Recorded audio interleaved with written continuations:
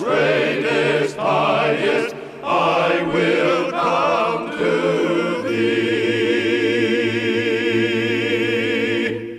Today is part 7 of our series on the obscure, misread, and misinterpreted.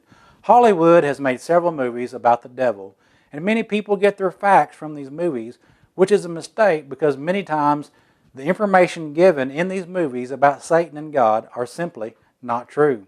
For example, many movies and even people in general think that Lucifer is one of the names of Satan. This misconception comes from the following text in Isaiah 14:12. How are you fallen from heaven, O Lucifer, son of the morning? How you are cut down to the ground, you who weakened the nations. For you have said in your heart, I will ascend into heaven. I will exalt my throne above the stars of God. I will also sit on the mount of the congregation on the farthest side of the north. I will ascend above the heights of the clouds. I will be like the Most High. Yet you shall be brought down to Sheol, to the lowest depths of the pit. Those who see you will gaze at you and consider you, saying, is this the man who made the earth tremble, who shook kingdoms, who made the world as a wilderness and destroyed its cities, who did not open the house of his prisoners? All the kings of the nations, all of them, sleep in glory, every one in his own house, but you are cast out of your grave like an abominable branch, like the garment of those who are slain, thrust through with the sword, who go down to the stones of the pit like a corpse trodden underfoot. You will not be joined with them in burial, because you have destroyed your land and slain your people. The brood of evildoers shall never be named. Some think these verses refer to Satan falling from heaven and think Lucifer, which means day star, is one of the names of Satan. Though we might see some attributes we could apply to Satan here, there are two important details we need to consider that show that our text is not talking about Satan. Number one, the judgment described in these chapters does not fit the judgment that Satan will receive. Number two, verse number 4 in our text clearly identifies that our text is talking about the king of Babylon. Verse number 4 says this, that you will take up the proverb against the king of Babylon and say, how the oppressor has ceased, the golden city ceased. Little details like verse number 4 can easily be overlooked, especially if we already have it in our minds that Lucifer is the devil. But verse 4 proves that Lucifer is not a reference to Satan himself.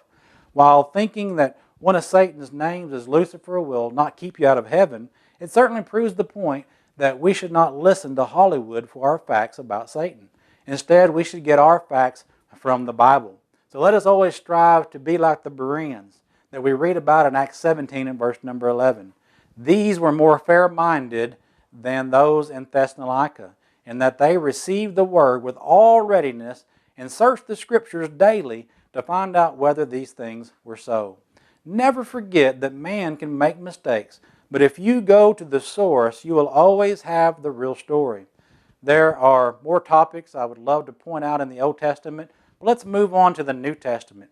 Besides being an obscure passage, our next one is easy to misread as well. It has to do with Jesus' death on the cross. In Matthew 27 and verse 51, it says, then behold, the veil of the temple was torn in two from top to bottom, and the earth quaked, and the rocks were split, and the graves were opened, and many bodies of the saints who had fallen asleep were raised. And coming out of the graves after his resurrection, they went into the holy city and appeared to many. Now, if you don't pay close attention to the wording here, you might think that these saints were walking around the city on the day of Jesus' death. However, we learn from our text that their graves were opened on that day, but they did not come out of their graves until after his resurrection. There are certainly more questions we could ask about this event, such as how many were raised? How long were they dead? What did they look like? What did they have to say for themselves? What kind of reaction did people have toward them? How much longer did they live?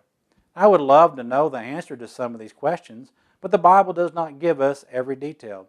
But it does tell us everything we need to know to be pleasing to God and to make it into heaven. So while some things remain a mystery, we should be thankful for what God has given us in His Word.